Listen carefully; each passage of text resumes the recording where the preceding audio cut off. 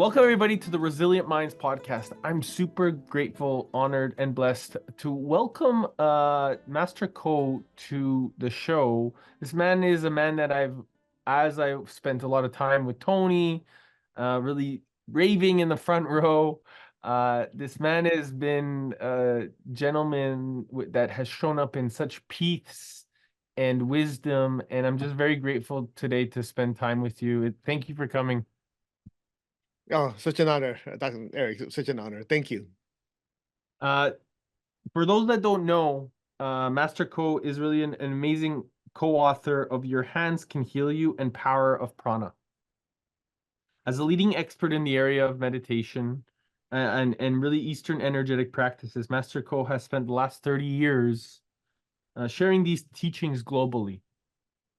He's taught the energetic approach to stress relief and productivity through workshops at different organizations like Google, NASA, the Chopra Center, Kaiser, Motorola, Microsoft, General Electric, so on and so forth, including the University of California in Berkeley, and has really been a key facilitator and support for Tony Robbins at the Unleash the Power Within events, which is where I got the pleasure of really learning about your work and the time that you spend and the focus.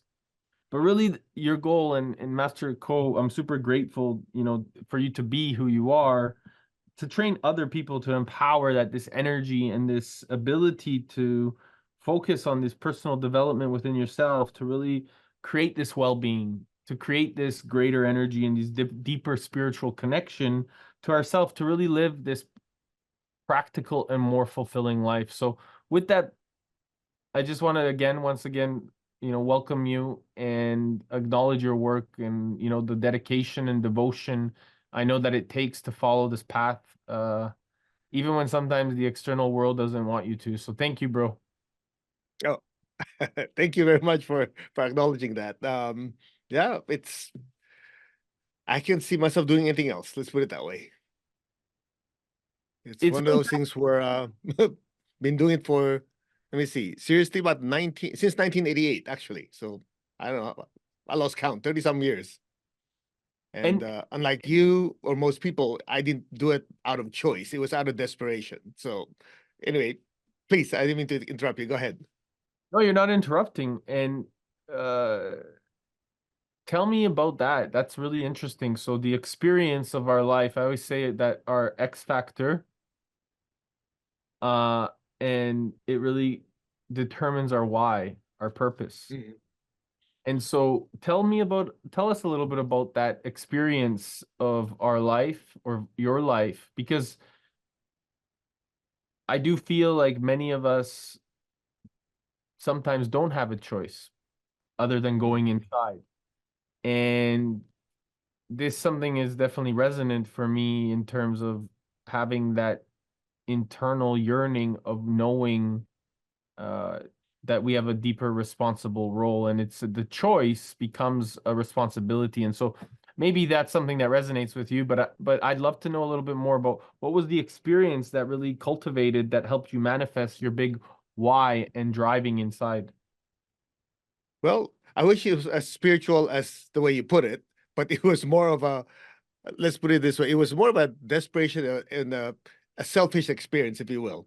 What happened was my wife fell from about 3 meters, broke her hip, and basically separated. That it was a compound fracture.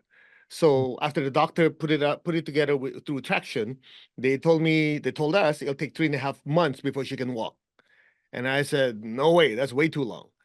In the back of my mind, I go, man, that's too long. If she can't walk, then I'm stuck at home. It was all a selfish thing. I want to share this with you. It was all about me, myself, and I. So I had to look for ways to heal her, so I can get on with my life. It was really stupid. But anyway, that's the point I'm trying to make is, God works in mysterious ways. So I found my teacher in the Philippines who taught me this technique called pranic healing. Prana is life force healing, pranic healing. So I took the class, not because I want to be spiritual, I want to be a good healer. I just want to fix her so it doesn't crap my style. I'm not kidding. So anyway, make a long story short, I did the technique on her 3-4 times a day, In 2 weeks, she was walking. 5 days, 5 weeks, she was walking. No, running. And this was verified by X-ray. And the interesting thing is, I barely felt the energy, if I even felt it. And I didn't even believe it because I'm an engineer by trade. You know, I'm moving my hands in the air, meditating. I didn't do any of that stuff. But I just want to fix it. But the funny part is, you know, when you serve someone, you might not like it, but your heart is inching open. And before you know it, they go, how about my mom? My mom has indigestion. Let me try this on you. And she got better. I go, before you know it, I go, let me try it on this person. And that was 1988. And at some point, my teacher sent me here to the United States. As they said, the rest is history. I've been teaching and healing ever since. So that was my journey. Beautiful. And these hands that really have developed within you, anybody can access this type of energy. Is this correct? Exactly. I always tell people when they come to our classes, I go, if I'm the only person who can do this on stage, you must all go home. You're wasting your time.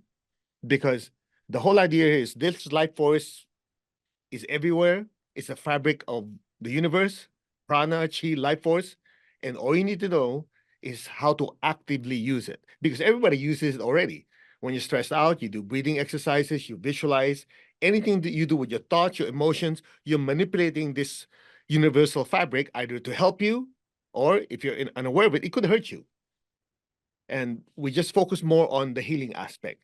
Then later on, my teacher started telling me, well, this life force can be applied to speed up the healing of the body. But at the same time, this same life force is the movement of energy between two people in a relationship. So when a relationship's not doing well, that means instead of giving loving energy that moves back and forth, there's criticism, there's anger. So by understanding, oh, I should stop that. I should project this different frequency because now you understand it. And then he goes, oh, on top of that, it affects your finances. Because when a person has poverty consciousness, worry, cares, concerns, they're using the same fabric energy, actually creating these thoughts and emotions that actually put up walls of hindrance for them to be successful. And that's where things turn on for me. I go, well, it literally affects every part of our lives. And meditation and spiritual practice is a way for anyone to get in touch with that energy. Once they get in touch with that energy, then they can direct it to their health, their relationships, their finances, and their spiritual development. So that's what got me excited.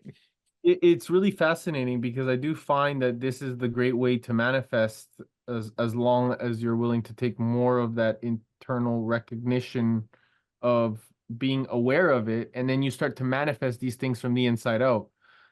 For example, yesterday I was having, an interview with Pritaji, and I said to her, "Oh, I'm gonna meet Krishnaji. I'm certain of it."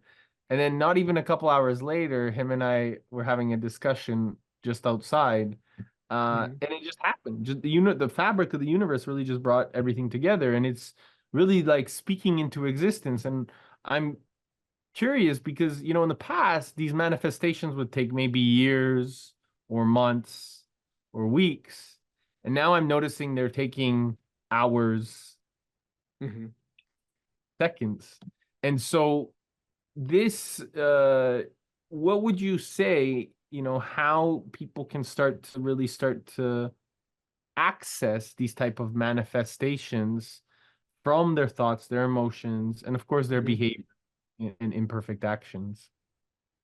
Well, not to get too technical about it, but I'll do what I can to just make it a little more tangible.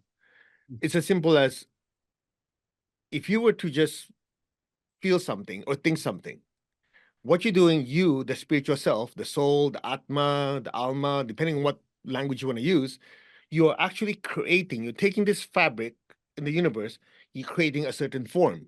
So if I say, oh, I'm so excited, I'm going to meet Eric tonight in this podcast, for example, what happens is energetically, if you have somebody who could see energy, there's actually like a light that comes off my energy field and then just takes off into the energy world and starts to move around, interacting with different energies that come from you, from other people, and then things just arrange itself in the energy world. And if you do this enough times, you've actually paved certain highways in the energy world that make it faster to come to the material world. So you always hear people saying the physical world is a reflection of the inner world or the energy world. But what people don't tell you is that energy world is easily affected by our thoughts and our emotions. So if you sit there and always complain, you wonder how come things don't work, because, well, guess what you've been doing, depositing in that energy world. But as you were saying, since you live in a high vibrating emotional mental state, then that manifestation of what you want is shorter and shorter, because you already put so much out there that is vibrating to your frequency. And of course, it's faster to materialization. Does that make any sense? So I hope that was not too airy-fairy or weird.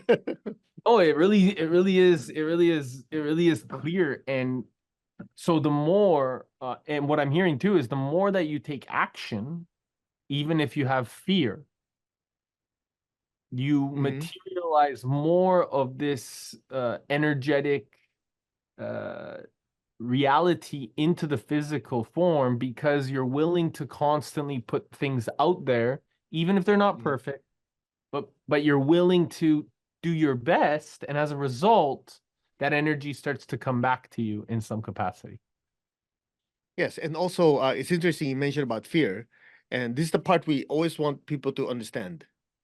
Every thought, every emotion that we create, positive, negative, neutral, you're creating a thought form.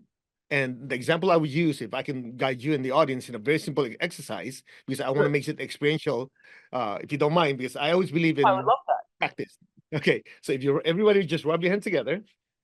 By the way, if people watch this on a replay and later on, it happens the same way. Energy is in the universe, and time is the fabric that connects them. So it doesn't matter. Okay, press the center of your palms.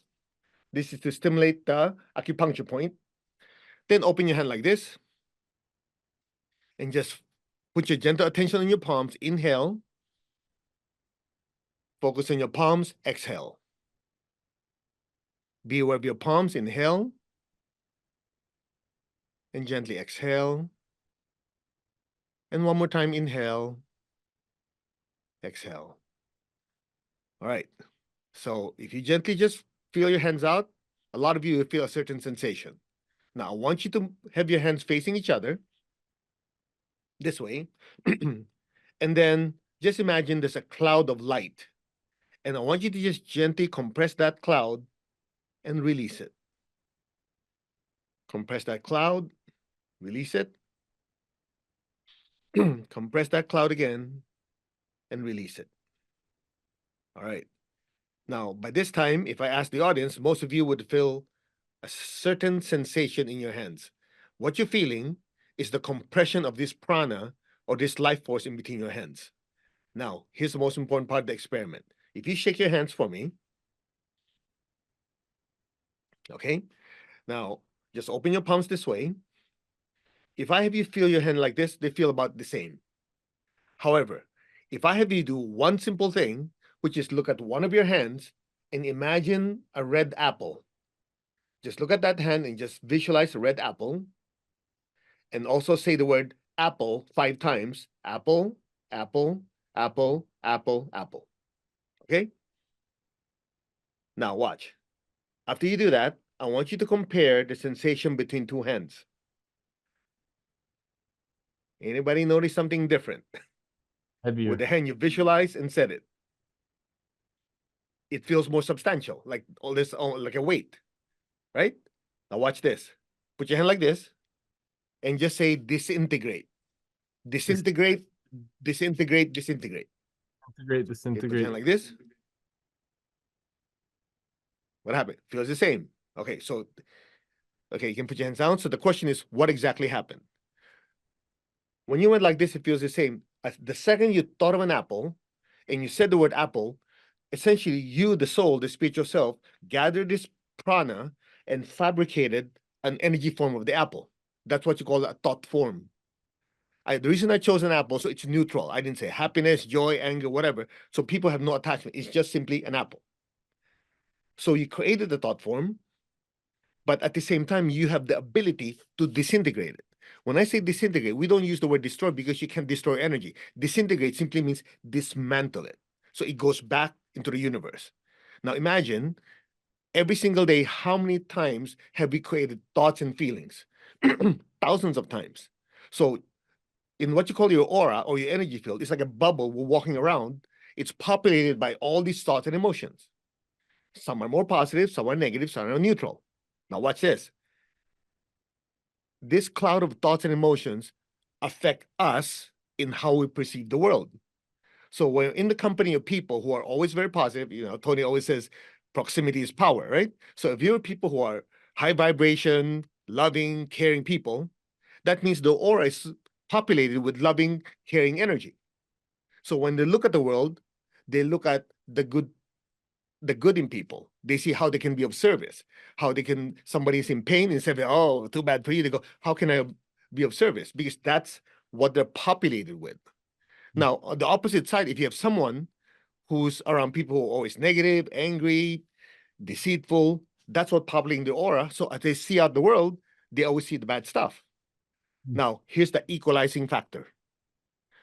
Once we realize that I created these thoughts and emotions, positive or negative, I get to choose what I create and not create. Step one. Step two, if I notice that, last year the experience was not so good, things didn't go out well, didn't happen well, so I'm feeling angry, depressed, I go, wait. Even the anger, the thoughts of depression, feeling, all these I created. It's not me, I created it. So if that's the case, number one, I can stop doing it. And number two, I can get rid of this and choose to create the ones I want. So now I can have those influence me. So when you meditate, when you're doing meditation, if you remember this, Eric, uh, Sage Robbins always says, meditation is an emptying out. Remember that? And that's exactly it. When you're doing your meditation, if you do the proper type of meditation, you're emptying out the low frequencies.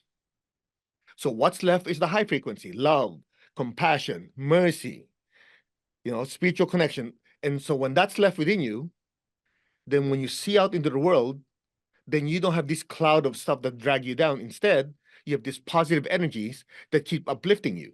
And so what happens? Then you have the law of attraction at play. Whatever's inside of you, that becomes the attractive element. So if your aura is filled with peace, love, joy, and happiness, you don't have to work so hard. People who are loving and caring, they get drawn to you. So you're actually using the law of attraction to help you. Now, what people don't realize, the law of attraction can also work against you. So if a person does not clean out their energy field, they're always angry, complaining, guess what? The law of attraction is also attracting the bad stuff to you. But you see, the problem is most people don't know. They're not aware that these thoughts and emotions, number one, they created. Number two, they can have a way of controlling them. And by controlling and creating the ones they want, they can actually create their future. So that's where energy fits into every part of our life. I hope that helps. Absolutely, and I love the way that you're able to elaborate on it in such a clear way, because I do believe that, especially you coming from an engineering background, it's beautiful that you're able to create that clarity, because a lot of people are stuck in their minds, right? And so when we're in our head or dead, right? So I remember that. Yeah, Tony always loves saying that. so it's fascinating, because I do feel like, there's, in terms especially organizational corporations, business components, that there's a lot of this fabric where it is the very mind. Mhm. And so what do you feel like we can do more of, or, as organizational leaders, business leaders, to step in to empower the culture within our organizations, so that we can really help refine this way of being, this way of operating, so that people are driven even more towards a shared purpose and empowered to really express themselves fully. I think the first part of that, Eric, I think not just in business, but every part of our life is to have clarity. Because if you don't have clarity, how do you know what you're going after? So you say, oh, I want to have more profits for the company. I want to have better customer service. But if you don't have clarity, you won't know what's preventing you from getting there. Because again, because all these thoughts and emotions in the aura, when you look out, you say, hey, I want to have better customer service. I want to have better profits. I want all those is a target. But in order to get there, you have to see through this fog and this cloud. So what I usually recommend, that's one of the reasons we put it in there about the different companies that had me go over and share these things with them, is one of the easiest ways to get your people to have clarity is to have structured and sustainable meditation. Mm. Because when you have the proper technique, you're clearing things out and then you can see things clearly. Then you know, okay, in order to achieve this increase in profits, these are the steps I need to do. Until they get there, it's just like they're reacting. As you said, they're in their head. I got to do this, I got to do that. There's no clarity. So the spiritual practice is something that they can take into their everyday life. And it doesn't have to be related to a particular religion or culture. Just a proper breathing technique, visualization, these little things help clean the energy field so that whether you're a Hindu, you're a Muslim, you're a Christian, you're atheist, you can avail of these spiritual practices. Like I always say, you can be an atheist and still be a spiritual person. Because being a spiritual person, simply having a realization that you are a spiritual being having an earthly experience, regardless of a religion you belong to or not belong to. If I realize that I'm a spiritual being that can create thoughts and emotions that will affect me positively or negatively, and be able to watch that every time a negative thought pops up, I go, wait, that's a wrong thought, disintegrate, let me create a positive thought. Or if I'm looking at someone and immediately I have a bias, hey, this woman, oh, she's gonna be trouble. Okay, wait. I just created a thought with no basis. Let me disintegrate this thought. Let me give this person a chance. Because most people don't realize, if I may continue, I hope I'm not taking too much of your time, Eric. Oh, it's amazing. I'm listening. I'm sold present. Okay, It's good. The easiest way for people to have this realization is simple as this. If I'm a musician, I'm playing a piano, and the musician plays the piano. If I play it properly, I create music. If I just bang on the keys, I create noise. So first realization is I'm not the piano. Second realization, I'm not the noise or the music. So I'm the soul that uses my physical body to create physical movements. The soul is not the body. The mover is not the body. It's not what's being moved. The feelings and the thoughts are something the soul, the I, using emotional body or astral body and mental body to create feelings and thoughts. So a positive or negative thought is basically like music or noise. And so when a person had that realization, hey, I created these thoughts and emotions, they're the wrong ones. Okay, let's stop that. Let's create this instead. Then to take it one step further, as you interact with other people, when somebody's being critical, being angry, projecting all these negative thoughts at you, it's as simple as, wait, if I'm not these thoughts and emotions that I created, I sure as heck am not all the junk that you're throwing at me. Because if I'm not my thoughts, I cannot be the criticism and negative thoughts you're projecting. Because of that, a person will have a realization, okay, the creation is not the creator. So if that's the case, I get to choose what I create. I choose to be happy. I choose to be joyful. I choose. That's the point. Without knowing who you are, you don't get to choose. It's chosen for you. And one of the things I love when I talk to Tony Robbins is he always says, the reason I had you come to these events is for you to share pragmatic spirituality. I said, oh, okay, is that what it's called? I thought it's just common sense spirituality. He says, yeah, pragmatic spirituality, spiritual teachings that can be applied in everyday life. I go, well, I don't take credit for it because I just learned it from my teacher. So I and hope I got point across.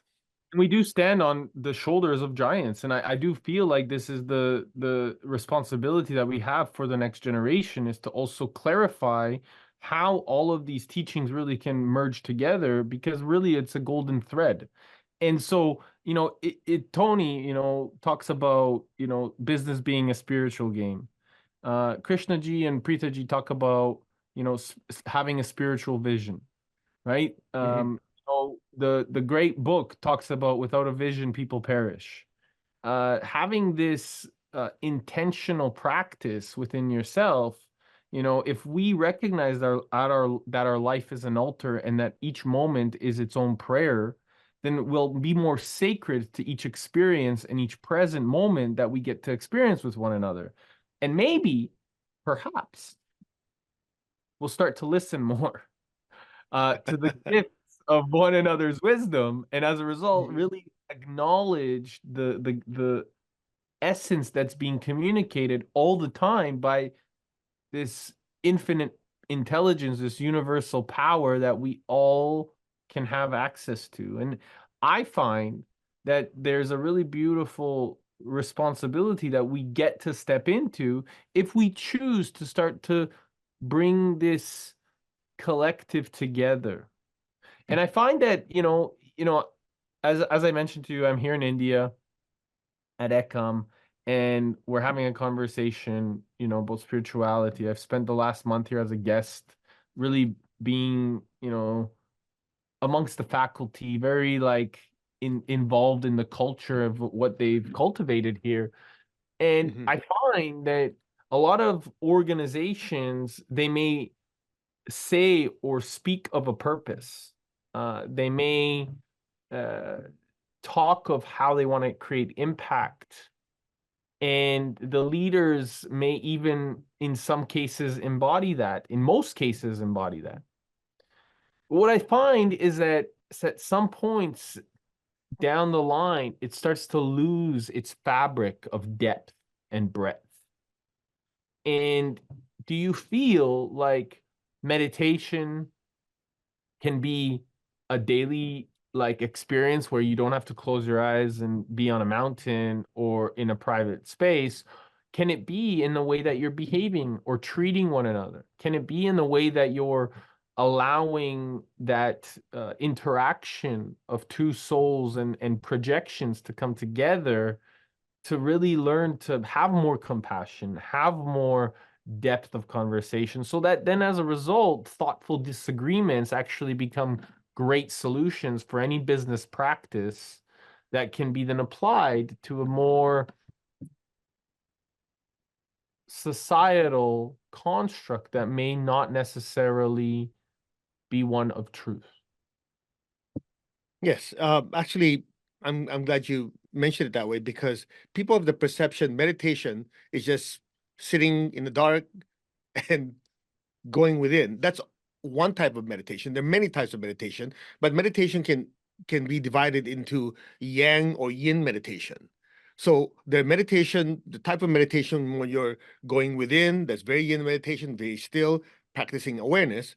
But at the same time, there's yang meditation where it's a projecting, where I'm meditating on a certain subject of love and kindness. And that's what I focus on. And it moves my body to move in that direction, to serve people, to give food to the hungry. Or it could be I'm meditating on my business, on how this business can serve more people or produce a certain result. So that meditation involves being still, observing internally, and then simultaneously creating the thoughts and emotions that I need while I'm doing that to move in that direction. And if that involves, as you said, a conversation with someone who's having a certain conflicting idea than mine, that meditation would be meditating on the viewpoint of, okay, he's not wrong, I'm not wrong, but this is how he perceives the world. This is how I perceive the world. So our thought forms are not gelling. So what if there's a way for me to create a certain thought that's coated with loving energy, so that when it hits that person, the person will realize I'm not trying to hurt him or her. I'm simply thinking of a way that will help both of us and the company to go better. So all of that meditation is a matter of practicing that stillness to allow your soul, your mind, your emotions to be in unison to your objective.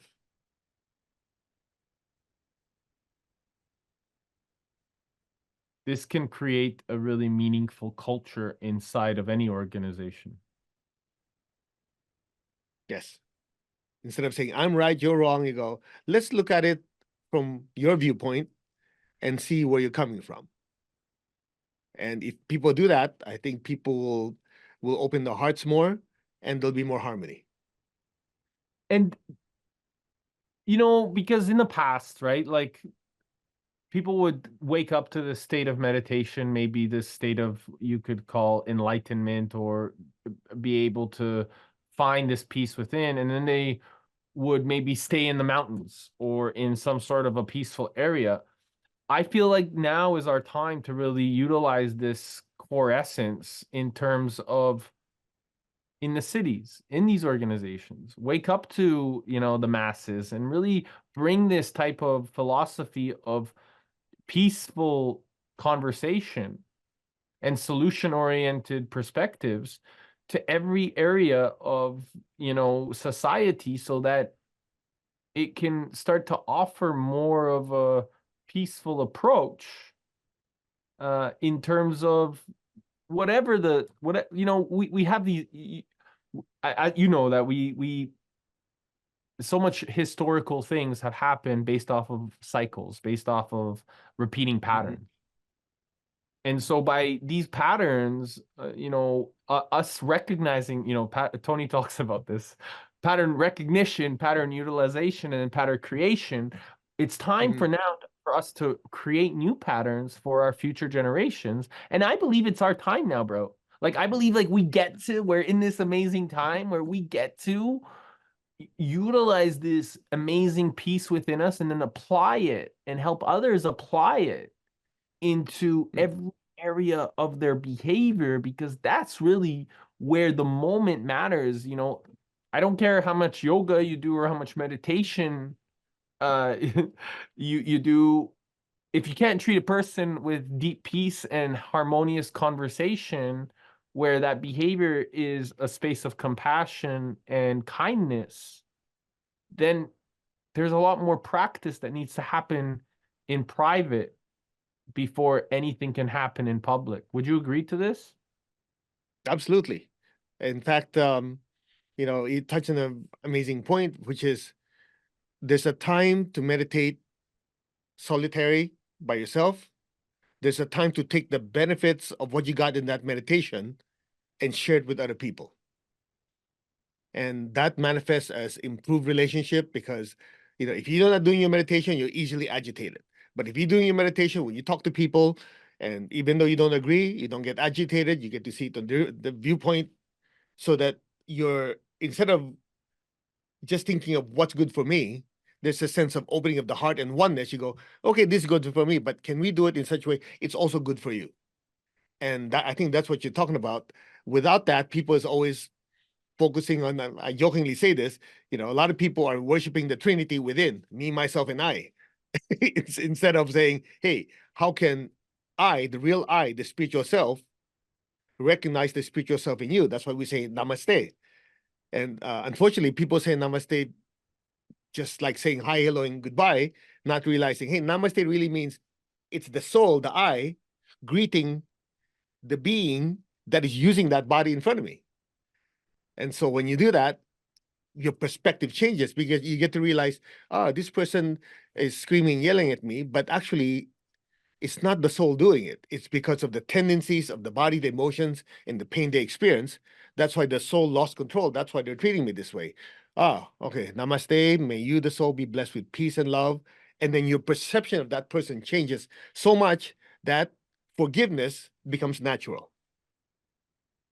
And that's when you start to see that that person is actually the mirror of your own inner self. Yeah. You get to see, oh, that's a lesson I need to learn for myself. What do you feel of this ancient saying? I'd love to get your insight on this ancient saying that we're actually here alone. I never heard that before. Yeah, it's When you an say old. alone, in what context? So the greatest ancient teaching that I've heard from old Egyptian texts is that we're here alone. I haven't heard that before. When we come into this place of oneness, of connection, and recognizing that all one and alone is actually the same thing. Well, maybe that's connected to what I've studied, which it might may share. You know, we heard of the Old Testament that you have the Ten Commandments, right? And then from that Ten Commandments, the Lord Jesus summarized it into two, saying, love God above all, love your neighbor as yourself. But as you start doing deeper spiritual practices, and as you do namaste and you look to someone's eyes, you start to see that God is in them. And so love your neighbor as yourself and love God above all becomes one. There's only one commandment.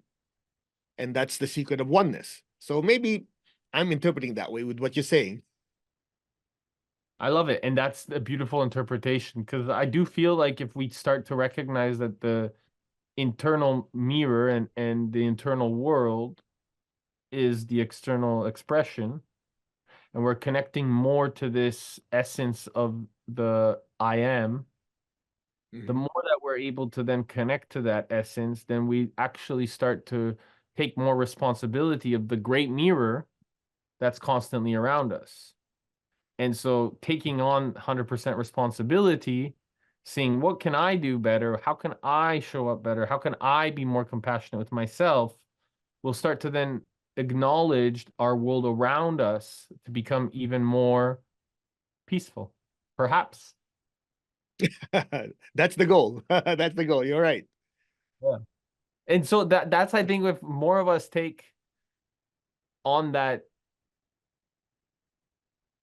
perspective, perhaps, where we choose to step into this alignment, it is something that can affect not only our business, our relationships, our wealth, our family values, but it's really finding this relationship with yourself that you've so beautifully been able to refine for yourself and then pass on by expressing your own gifts to others.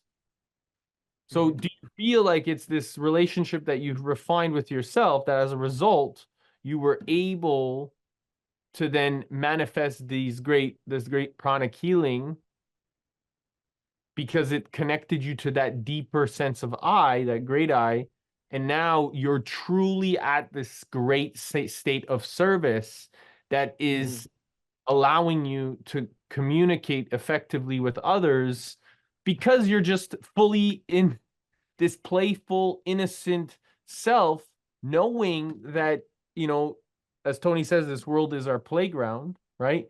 That's the way that we're able to really then contribute our energy, because now you're a vessel. It's coming through you as you. Well, my perspective, if you don't mind, on what you just said, which is brilliant, is until a person realizes who the I really is, we do not know how to interact with this world. So the easiest way, at least the way I understood it, is in order to understand who I am, I have to first realize who or what I'm not. Because until you get there, you cannot isolate it. You won't know who you are.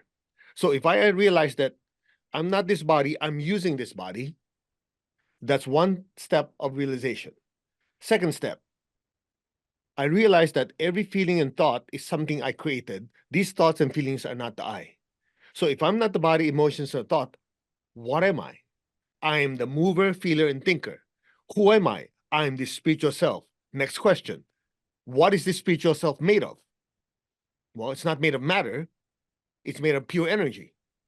But if you say energy, the problem is you got Einstein saying energy is mass. It's just converted. But this soul, this spiritual self, doesn't have mass.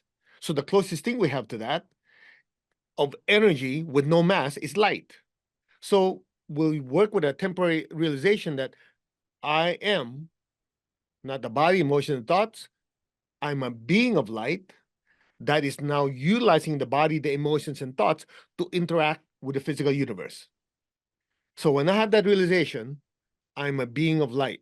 A light radiates in every direction. That means as I talk to you, Eric, you are also being of light, utilizing this body as a vehicle to communicate with me. But in essence, you are a being of light.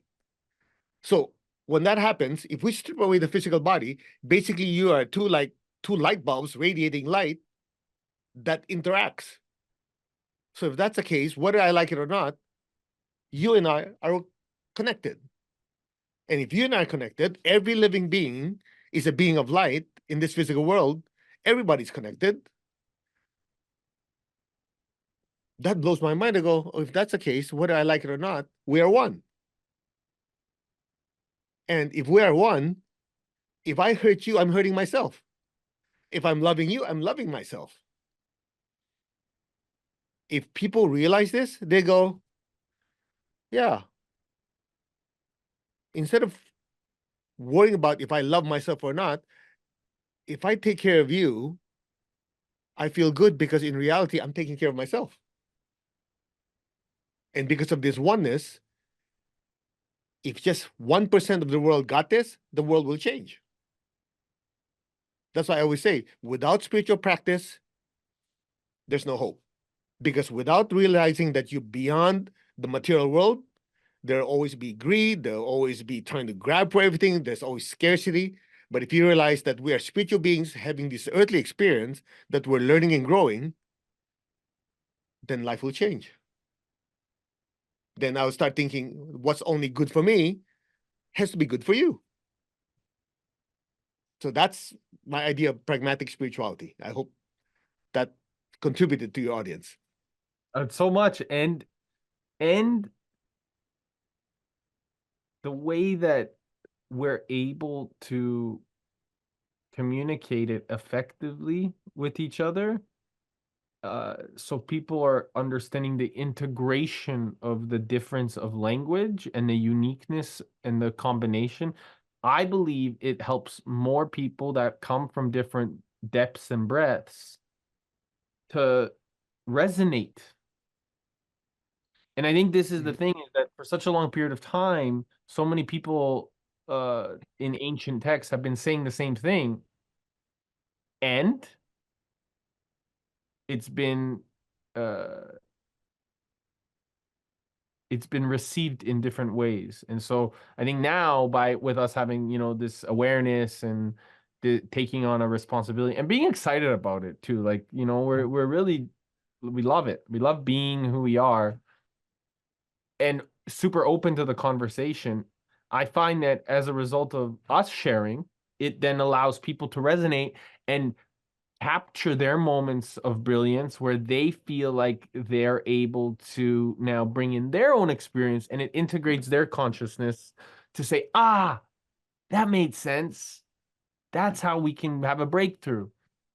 And so I always find that, in these moments, on these interviews, or in these, whenever I'm having an amazing guest, like, I get curious about your perspective and the way that you communicate it, because it then allows us to really merge to support, the audience and the people that are watching it later. So thank you, brother.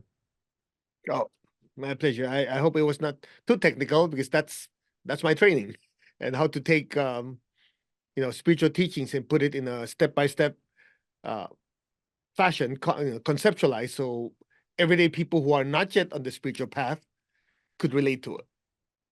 That seemed to be my mission. Do you feel like we can do a small step-by-step practice right now?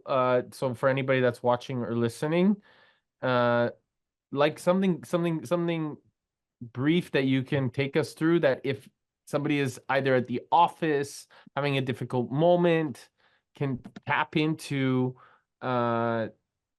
this awareness and capture a state of peace. Of course. Yeah, we can do it. I just need 3 minutes. Is that enough? Yeah. Okay. So again, Whatever. all right. Well, I want to respect your time and the respect the time of everybody's watching. So we'll make it in such a way that anybody can do this, regardless of whether you've been meditating for the last 30 years or you're someone who's new, and still get the result that you want. So step one, I need you to put your tongue on the roof of your mouth. This allows the energy channel to be connected. Then sit comfortably, close your eyes. I want you to first observe your body. How is it sitting or laying down or standing? Whatever your body position is, I want you to simply observe your body. And then silently just ask the simple question, what is being observed? The answer would be obviously the body. The more important question is, who is observing the body? Don't answer it. Just ask the question, who is observing this body?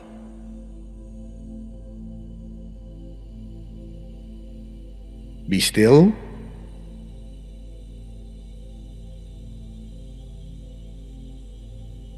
Now observe your body breathing.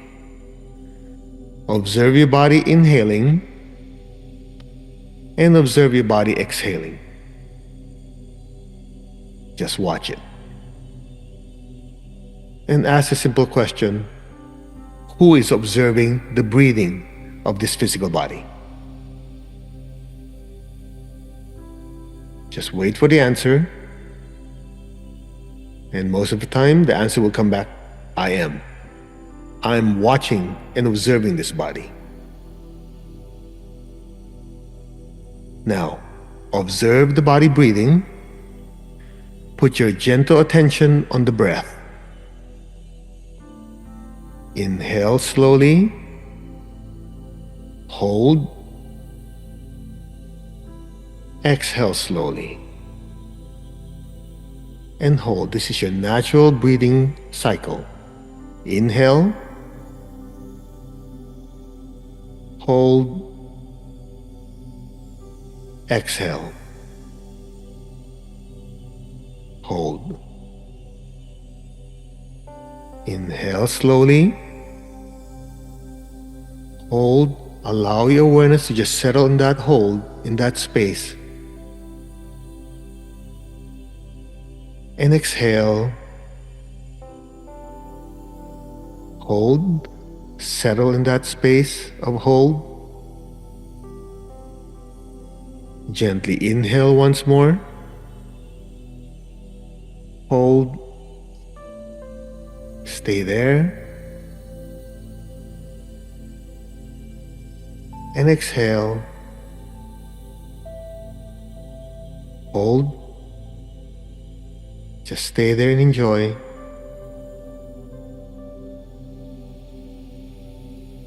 Gently inhale once more. Hold. Allow your awareness to settle in that space. And let your body exhale on its own as your awareness and consciousness stays in that space. Your body inhales and exhales on its own naturally as your consciousness just drifts deeper and deeper into that empty space and filling it. The I am within you, the spiritual self, is not the body, not the breath. The body and the breathing of the body continues naturally as you, the spiritual self, embark on this journey into pure energy and light. Pure nothingness.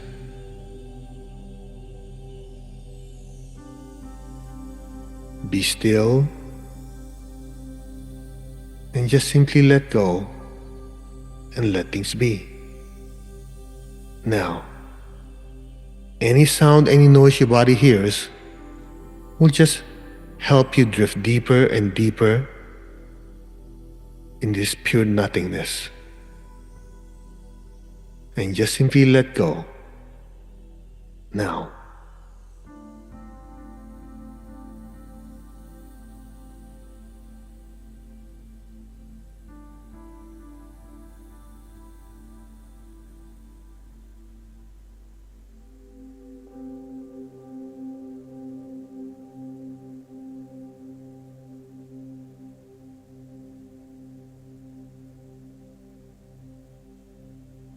You, the spiritual self, are immersed in an ocean of brilliant light.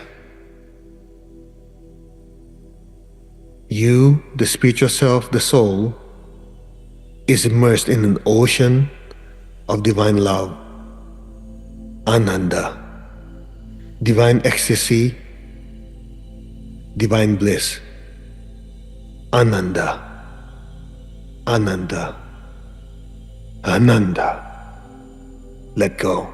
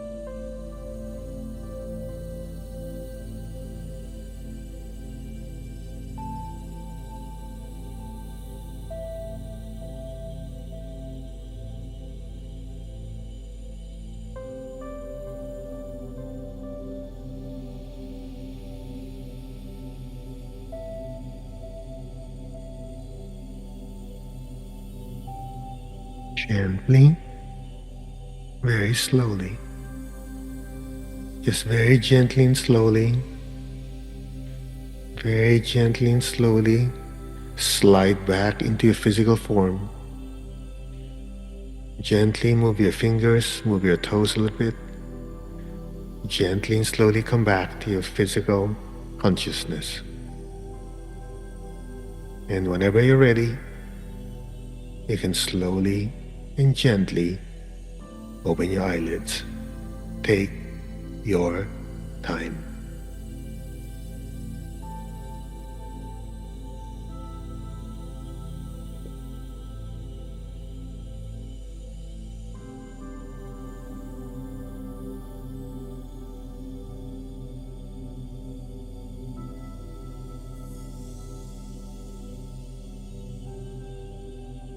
That's 3 minutes.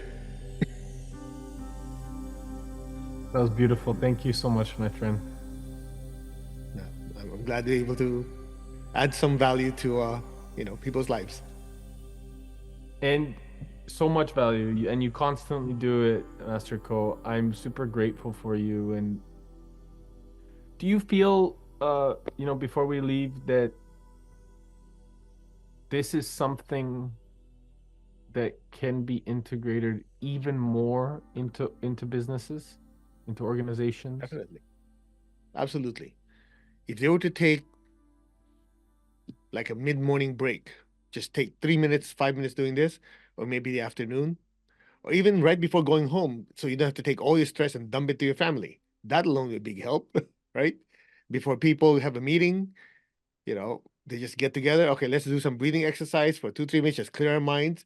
So you walking into that meeting, everybody's clear instead of going in and, on battle mode, you'll change everything. Amazing. So if anybody wants to get a hold of you, what's the best way to find out more information or how to connect with you? Or maybe if they want to bring you into their organization or find out how you can facilitate something like this? Well, the easiest one, you see it there. Go to our website, masterco.org, And you can send an email, you can follow me. I guide meditation 6 times a week, Monday, Wednesday, Friday, 10 a.m., 6 p.m. So whatever time zone you are, we'll cover you. And it's free. We don't cost It doesn't cost anything. We just want to make sure people are on a spiritual routine. Otherwise, I've heard people say this. There's like, oh, I'm stressed out, I need to meditate. It seems like meditation for them is something they do to fix something. While we look at it, no, it's part of your life. It's part of your breathing, your eating, your moving. It should be part of you, not something you do to fix something. And once people get on the routine of that, they can't live without it, because once they stop, even for a week or two, it's like, oh, I can't think clearly, I get easily agitated. But if they're doing the meditation, they're more compassionate, they're not easily triggered, and they make better decisions. So there's no downside. I love it. And I say that eventually the meditation becomes the walk of life. Everywhere you go, every person you speak with, it becomes a great meditation. So, Life is meditation, right? yes. Brother, last question. If you had 3 days left to live, what would you do? If I have 3 days left to live, I'll first look at whatever I have and who do I give it everything to. That's one. And then the second thing is I'll look at my life to see what I have contributed. And if I've not contributed enough, I'll see in the last 3 days how I can jack it up and really contribute more, so that I will leave this place better than when I first came in. That's what I would do.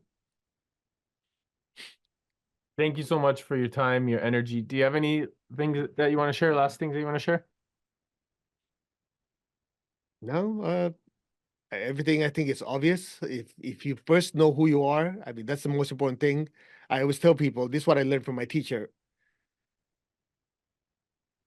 Know who you are, what you are, where you come from. You get these things answered every single day, your life will change. Who I am, what I am, where do I come from? You get these things answered, you look at life very, very differently. Absolutely. Namaste, my brother. Namaste, take good care. Take Wishing care. you happiness and joy always. Yes, and thank you for everything, my friend. If you need anything, I'm here for you. I'm grateful. This was amazing, and I'll send you all of the details and all the information for you to share, the post-productions, things like this. I have one question, if it's possible. Of course. I would really love if you feel like we were able to deeply connect for a meaningful mission on this podcast, if it resonated. Um, if it's possible to see if you feel like myself and Sage can have a conversation, or if she'd be open to jumping on the podcast. And if you want to just pass on the information, or if you feel like it's something that would be of value, I'd love your support, because I find that we all have a meaningful mission to come together. Mhm. And I know that having her awareness even more out there is so important. And if this feels like something that resonates with you, by connecting and making that happen, I'd be super grateful, brother. Okay, I'll mention it to her when I see her. I think it's something that I don't text her with. um, yeah, I'll see her. Yeah, in a few weeks, right? Plat Financial, not a few weeks, next month. So yeah, I'll see what I can do. It means a lot, brother. I really do I'll, appreciate that. And I'll do whatever I can. thank And you, man. likewise, if anything else I can do for you, just let me know. Yeah, and if you need anything as well, same thing. It would be, yeah, I'm here for you. And I find that we're moving on an upward trajectory. I'm creating, some pretty amazing events in Australia. And maybe there's a way we can really create something even more meaningful together in the future, brother. Okay. Thank you, brother. Just keep me informed, and then I'll do my best if I can contribute in any way. Enjoy India. It's a magical place. I've been Yes. there many times. So, Been here okay. for a Take month good care. tomorrow, so it's been a blessing. I've been spending a lot of time with the villages, the kids, the Mhm. foundation here. We've done some pretty amazing things, and Ananda Giri and everybody here has been just unbelievable. Well, you're in the right place at the right time. That's all I can say. Lucky guy. Okay. All right. Take good care. Okay. Bye-bye. Hey everyone, and thank you so much for listening to the Resilient Minds. I hope you enjoyed the show. Please make sure to go comment and like and follow us on iTunes or Spotify, and please make sure that if you really love this, to share this episode, and make sure that you're inviting all your friends to like it as we continue to unfold what the beauty of our minds does. More importantly, how powerful our heart level of intelligence can be when we combine our heart and our brain together. And more importantly, make sure you take the time to take a look at what we're doing at Balanced Media Ventures and how we can actually really support you in doubling your impact, your income, and your influence, and how you can bring your life's greatest vision into your purpose and create it from that level of reality. Talk to you soon.